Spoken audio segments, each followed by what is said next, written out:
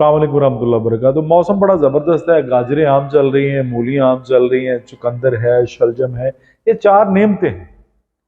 जब फुल सर्दी आ जाएगी तो फिर लोग ये खा नहीं सकते क्योंकि ठंड का प्रोग्राम हो जाता है। इनमें से कोई चीज़ भी ठंडी नहीं है।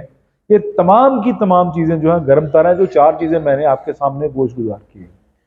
अगर आपको कब्ज़ है, बड़ी आँत पे स्वेलिंग है, इस तरह के मामला चल रहे हैं तो मेरी एक ही रिक्वेस्ट है, जिनको मैदे के मसाइल हैं, कब्ज़ के मसाइल हैं, अंतड़ियों के मसाइल हैं, उनको चाहिए गाजर, मूली, चुकंदर, शलजम, इसका सैलड जो है ना मतवातर इस्तेमाल करने से आपको बहुत ज़्यादा फ़ायदा होता है। प्लस ये है, अगर आप चुकंदर इस्तेमाल करते हैं तो जिनकी एचबी कम है, जिनका खून का मामला रेडनेस वाला बहुत कम है, तो उनको चाहिए चुकंदर और गाजरें ज़्यादा इस्तेमाल करें। ये 4 चीज़ें मैंने एज ए सैलड आज रिकमेंड की हैं, तो कोशिश करिए मेरे इस पैगाम को दूसरों तक पहुँचाइए ताकि दूसरों का फ़ायदा हो जाए। यकीनन जब हम लोगों का फ़ायदा सोचते हैं तो वो ज़ात हमारा फ़ायदा करती है। तो एक ही रिक्वेस्ट है, गाजर, मूली, चुकंदर, शलजम, मिर्च और काली मिर्च और नमक लगा के ना खाली पेट खाने से ना हमा किस्म की बवासीर दूर हो जाती है। ये 4 चीज़ें जो मैं रिकमेंड कर रहा हूँ, आपको बता रहा हूँ।